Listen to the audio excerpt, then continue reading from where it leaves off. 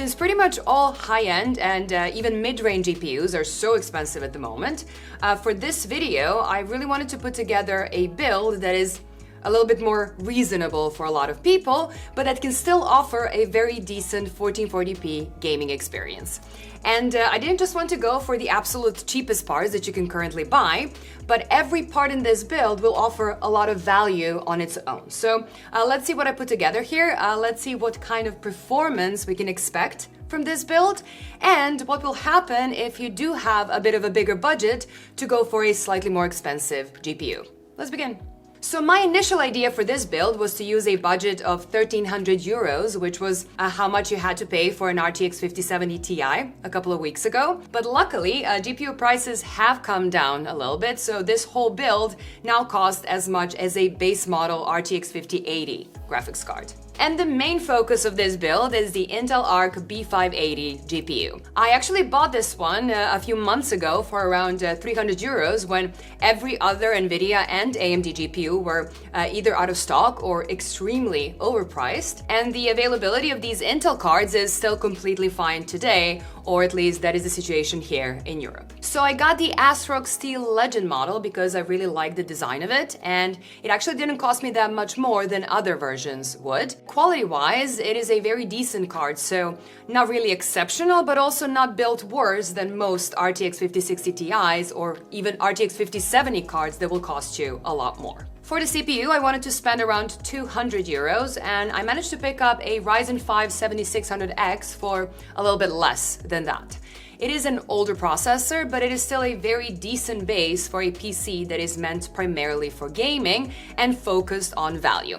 But keep in mind, the 200 euro or $200 segment is very competitive. So if you plan to build something that is similar to this, you should definitely also check if you can get a 9600X or a 7700 instead, because those CPUs are a bit faster and they can be found for a similar price very often. Now, since the ARC GPU is white, I decided to go for an all-white build as well. So I went for the Gigabyte B850 Aorus Elite Wi-Fi 7 ICE motherboard because it was one of the cheapest white AM5 models that I could get. But it is actually a very complete and well-built motherboard. It has a decent build quality. The power delivery should be plenty, even if we upgrade the CPU later. And it has plenty of storage options and plenty of USB options. When it comes to choosing a case for your build, you can generally just pick whichever design you like at whatever price point you are actually comfortable with. And as long as it has some ventilation options, you will probably be completely fine with a lowish power build like this one. I did want to build something that looks a little bit nicer and is a bit more interesting, so I went with the Deepcool CH690 case. It has a glass panel on the front and even a bit on the back, and it has this little display on the PSU shroud that lets you check your CPU and GPU temperatures, load, and frequencies. But as I said before, looks are very subjective, and you should always go for a design that fits you, and I personally do like this case. It is easy to work with it, it has plenty of space for cable management, so I would say it is a very decent choice. I also always try to brand match as much as possible, especially the case, the CPU cooler, and the fans.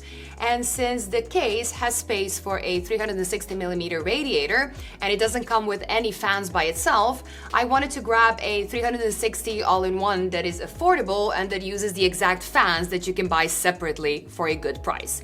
So I also picked the Deepcool LE720, which is the cheapest white all-in-one they have to offer. And the same FC120 fans are sold for about 40 euros for a 3-pack, which is not bad at all for 3 RGB fans that you can daisy chain. Now, technically, for a mid-power Ryzen 7 or Ryzen 5 like I'm using for this build, you could definitely pick a cheaper air cooler instead, but I actually decided to spend a little bit more on the looks and just having an option to upgrade to a more power-hungry CPU in the future. When it comes to storage, you want to have at least 2 terabytes because 1 terabyte is just not enough anymore for a gaming PC.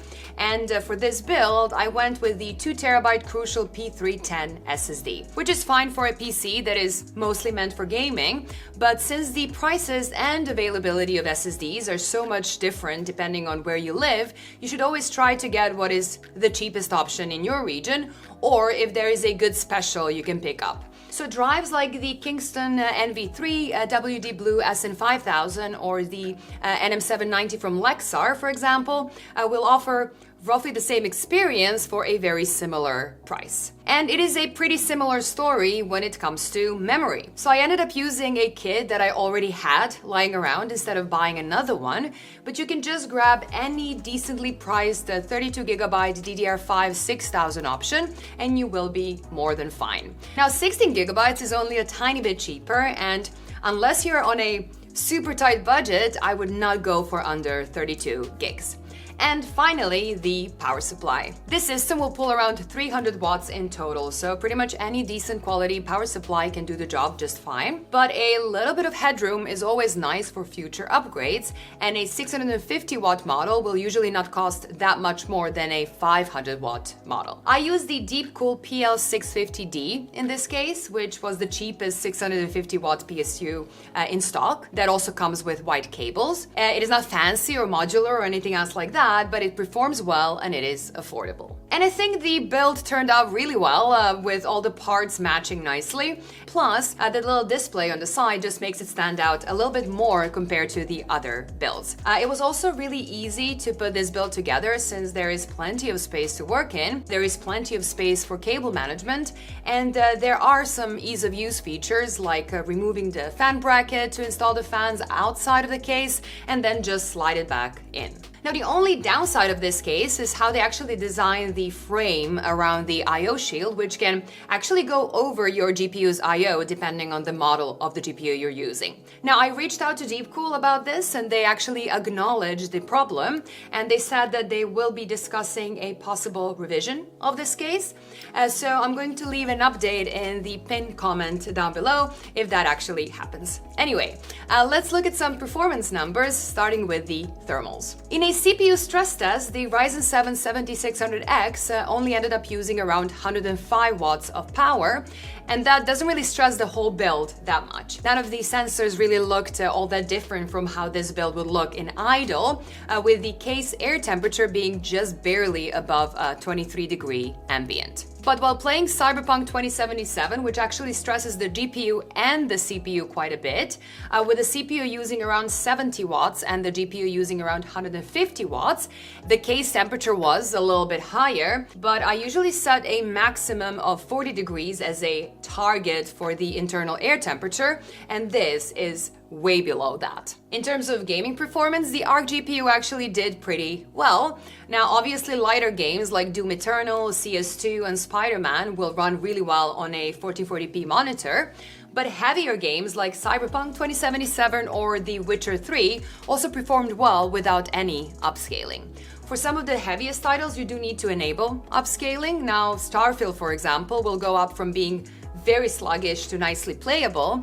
Dragon Age The Veilguard will go from just under 60 FPS to a much nicer 72 FPS. So even though most games will run fine on high or higher settings, this is a mid-range build after all, and you should also be prepared to drop the quality settings in heavier games. Now, of course, if you don't want to go for an Intel GPU, there are actually other options on the market. Now, when I started preparing this video, new AMD and NVIDIA GPUs were just not available or extremely overpriced at the time, but availability and pricing has gotten better, and you can also go for the lower position models from the new generation of GPUs.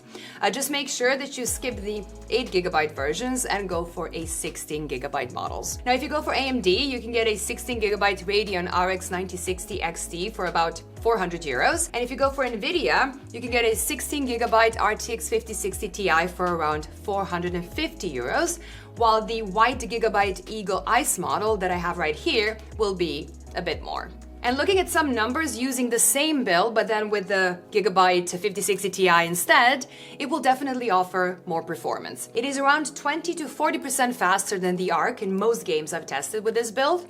Baldur's Gate 3 is an outlier where the RTX card is about 60% faster, and Spider-Man is the outlier in Intel's favor instead, with the ARC being 37% faster in this setup. But on average, the RTX card makes our build about 25% faster, and you don't need to use upscaling anywhere to hit 60 FPS. That being said, 25% more FPS is not that much when you compare the prices of GPUs, with the 5060 Ti being 65% more expensive than the ARC. So if you're just looking to upgrade your GPU, the ARC does sound very appealing.